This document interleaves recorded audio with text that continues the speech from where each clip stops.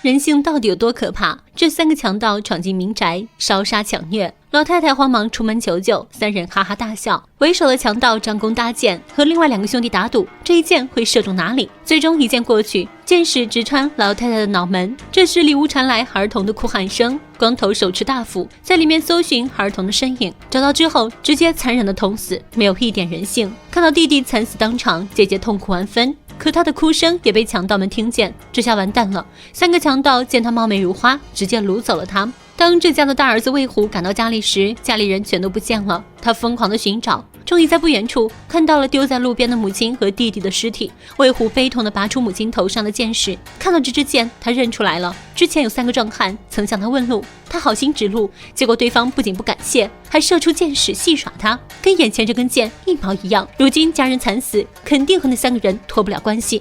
满腔怒火的魏虎烧掉了曾经的家，背上行囊，带上母亲的铃铛，踏上了复仇的旅途。魏虎跋山涉水，翻山越岭，脑海中总是会闪过那3个强盗的身影。虽然复仇心切，可他却没有一点武功，要报仇谈何容易。就在这时，他看到路边有8个大汉围住了一名老人，老人神态自若，丝毫没有将这几个人放在眼里。8人一拥而上，老人连剑都没有拔就秒杀了对方。这一幕让躲在树后的魏虎看到了转机，老人武功高强，何不拜他为师呢？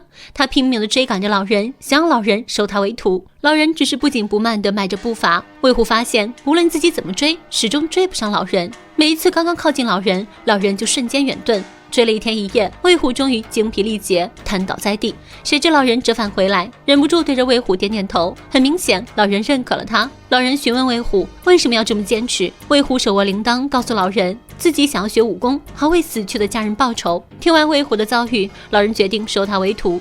5年时间弹指而过，魏虎习得老人真传一身的武艺。他告别了师傅，再次踏上了寻仇之旅。如今这世道也越发的黑暗，朱门酒肉臭，路有冻死骨。路过集市时，魏虎竟看到有人光天化日之下强抢民女。侠义心肠的魏虎路见不平一声吼，英雄救美显身手，救下了这个从妓院逃出来的小妹。2个打手依旧不依不饶，见对方如此，魏虎一招吸星大法，吸取树上的枝叶，然后用力一扔，打手们脸上纷纷挂了彩，撕都撕不下来。小妹向魏虎哭诉，妓院的人要免费招她入职，自己不愿意，他们就杀了她爹，还强行掳走了她。自己趁他们不备跑了出来，幸得公子相救，才逃出了魔爪。听到这些话语，魏虎感同身受，当初他姐姐也是这样被掳走的，如今生死未卜。魏虎描述了3个强盗的长相，询问小妹有没有见过这3个人。话还没有说完，头顶突然掉下一些灰尘。魏虎知道屋顶有人埋伏，2指掷出筷子，对方立刻血溅当场。这是妓院派来的前哨，小妹吓得6神无主。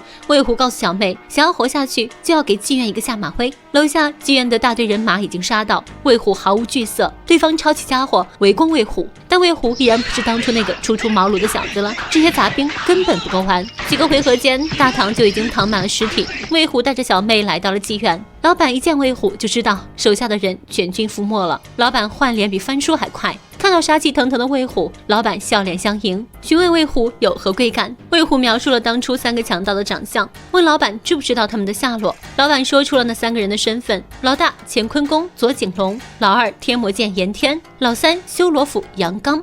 老板告诉魏虎，光头杨刚现在正在客房里寻欢作乐。魏虎闻言，一掌劈开大门，可惜杨刚听见风声，早已没了身影。老板趁机偷袭，2人对掌比拼内力。原来他假装好人，就是为了让魏虎分心。魏虎内力深厚，直接将老板震飞出去，当场殒命。在安顿好小妹之后，魏虎开始火速追赶杨刚。听到越来越近的铃声，杨刚惊恐不已，他知道自己走不了，于是便让徒弟跑去向二哥严天求救。来到一片竹林，铃铛声不停地回荡在耳边，杨刚越听越心慌。突然铃铛声停了，魏虎闪现在前方，杨刚舞动修罗斧砍向魏虎，招式大开大合，沿途的竹子被悉数砍倒。魏虎小心应对，最终杨刚死在了自己砍倒的竹子上。与此同时，杨刚的徒弟终于找到了严天。正在汇报情况时，耳边突然响起了铃铛声，徒弟吓得半死，因为他亲眼目睹师傅死在铃铛主人的手上。严天也真是没人性，抽出天魔剑，不由分说，一剑砍死了徒弟，因为他觉得是徒弟将仇家引上门。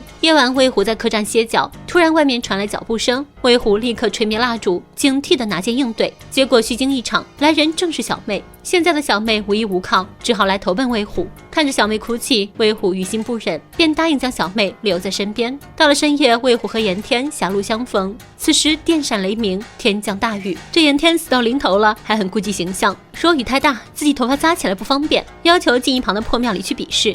但其实严天诡计多端，之前他就从杨刚的徒弟嘴里得知魏虎武艺非凡，他担心自己打不过，便想要换一种方式比试。魏虎一身好武艺，答应了他。破庙里，两人各自拿一截蜡烛，打斗间谁的蜡烛先落地，便算是输了。魏虎二话不说，挑起半截蜡烛置于剑尖，严天如法炮制，蜡烛的火光在破庙中不断的起落，每一个剑招仿似都擦着死神的影子。数个回合下来，严天的蜡烛率先落地，被魏虎一剑砍死。魏虎自己也受了重伤，如今仇人已经被他杀了2个，现在只剩下一个乾坤宫左景龙了。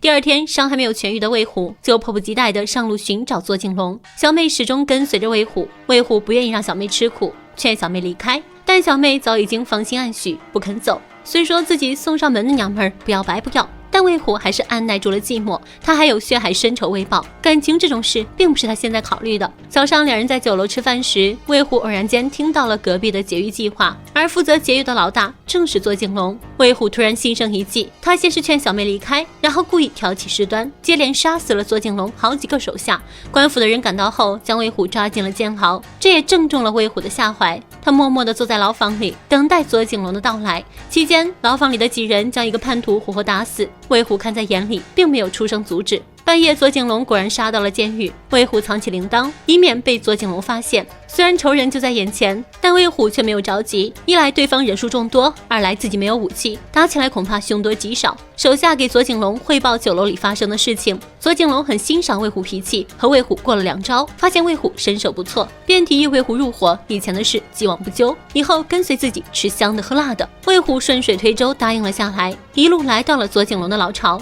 贼窝里热闹非凡，大鱼大肉。期间，魏虎和左景龙的手下摔跤助兴，魏虎心中有恨，下手极重，手下不是对手，魏虎赢得了满堂喝彩。但左景龙却察觉到了不对劲，你一个新人下手又重又狠，不像是在表演，反倒是来寻仇的。魏虎可不管这些，更是直接单挑左景龙。左景龙面子上挂不住，不知如何是好。但就在这时，一个女人的出现打破了僵局，此人正是左景龙的压寨夫人。看着笑靥如花的夫人，魏虎一下子就愣住了，因为这是他失散多年的姐姐。看到弟弟那熟悉的脸庞，姐姐也愣在原地。魏虎虽然认出了姐姐，可是大敌当前，他不敢上前相认。姐姐泪流满面地跑开了。左景龙看出了端倪，回房后他逼问姐姐认不认识魏虎。纵使左景龙拳脚相加，姐姐也没有说出魏虎的身份。但看到了姐姐的反应之后，左景龙已经猜出了一二，是我小舅子没错了。姐姐拼命阻拦，求他不要伤害弟弟，但恶棍就是恶棍，其实你等凡夫俗子能体会的。宴席上，魏虎察觉到了不对，找了个借口开溜，毕竟这里的手下人手众多，精明强将。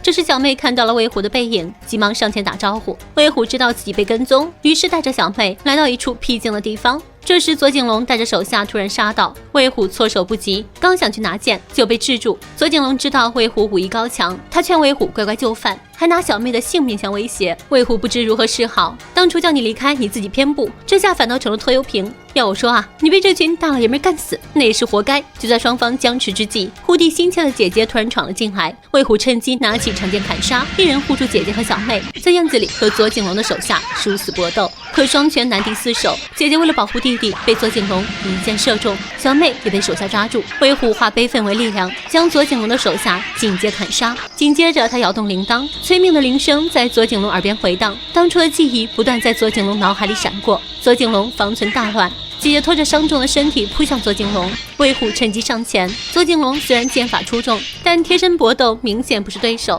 几个回合间就已经落败，只能狼狈的逃窜。魏虎掷出剑时，左景龙被穿了个透心凉，最后带着不甘倒地身亡。虽然大仇得报，但姐姐却因为伤势过重死去。魏虎带着小妹回到了曾经被烧毁了的那个家，他们开始了新的生活。《夺魂铃》是导演岳峰1968年的作品，其中的大部分情节都是改编自意大利西部片《裘尼祖玛》，但这部《夺魂铃》却比原版电影要出彩得多，即便放在今天看，也依然血脉喷张，毫不逊色于各种所谓武侠大片。好电影就是这样，即便历经岁月的洗礼，依然璀璨夺目。本期的故事就到这里了，喜欢的话记得点个赞哦，我们下期再见，拜拜。